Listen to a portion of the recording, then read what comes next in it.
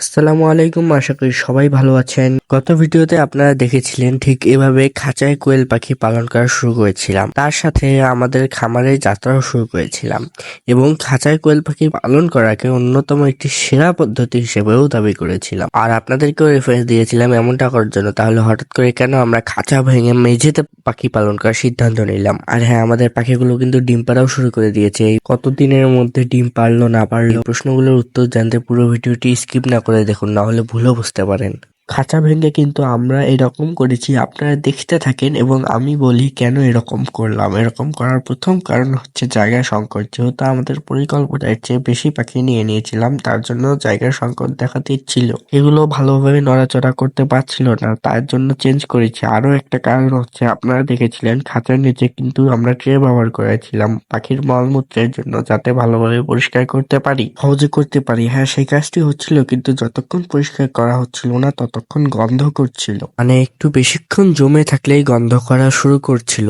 হয়তো ভাবছেন চেঞ্জ করার কারণ এখানেই শেষ, কিন্তু না, আরো একটি কারণ আছে যেটা এর আগে বলা উচিত ছিল কিন্তু এখন বললাম। যাই হোক, সেই কারণটি হচ্ছে, বললাম যা জায়গা সংকটের কথা। তো আপনার প্রশ্ন হতে পারে খাঁচাটা বড় করলাম না কেন? যদি বড় খাঁচা বানাতাম আমাদের খরচ আরো বেড়ে যেত, যেটি আমাদের জন্য একটু ব্যয়বহুল ও কষ্টসাধ্য হয়ে যেত। এগুলো হচ্ছে বড় তিনটি কারণ, আরো কিছু ছোট ছোট কারণ আছে, মনে করি সেগুলো বলার প্রয়োজন নেই। আমরা যে খাঁচা ভেঙে এরকম তৈরি করলাম, তো আপনাদের কাছে কেমন লাগলো সেটা অবশ্যই কমেন্ট করে জানাবেন। আজকে কিন্তু বেশ কয়েকটা টপিক নিয়ে কথা বলছি। এখন যেটা নিয়ে কথা বলবো সেটা হচ্ছে আমরা এখানে কি ব্যবহার করেছি, মানে মেঝের উপরে আমরা কি কি দিয়েছি, কি কি দিয়ে পাখিগুলোকে রেখেছি। প্রথমে আমরা পলিথিন দিয়ে দিয়েছি, এটাকে কিন্তু ত্রিপলও বলা হয়ে থাকে।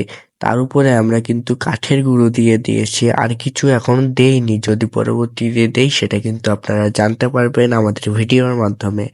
আপাতত আমার মনে হচ্ছে দিতে হবে না মনে হচ্ছে, কারণ এটাতেই কিন্তু কাজ চলে যাচ্ছে, অর্থাৎ গন্ধ হচ্ছে না। আর একটা কারণ হচ্ছে, যদি আরো অন্য কিছু দেই তাহলে কিন্তু আমাদের খরচ বেড়ে যাবে। আমি চাচ্ছি না এই মুহূর্তে খরচ বেড়ে যাক, তার জন্য আমি এটাতেই কন্টিনিউ করতে চাচ্ছি। যেহেতু কোনো সমস্যা হচ্ছে না, তার জন্য আমার কন্টিনিউ করতেও কোনো সমস্যা নেই। আমি জানি আপনারা এতক্ষণ অধীর আগ্রহে বসে আছেন ডিমের সুসংবাদ শোনার জন্য। তো ফাইনালি কিন্তু আমরা এই টপিকে চলে আসলাম।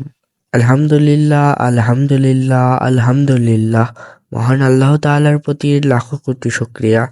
আমাদের পাখিগুলো কিন্তু ডিম পাড়া শুরু করে দিয়েছে। আমাদের পাখিগুলো অন্যান্য পাখির তুলনায় খুবই দ্রুত ডিম পেড়েছে, মাত্র ৪৫ দিন বয়সেই।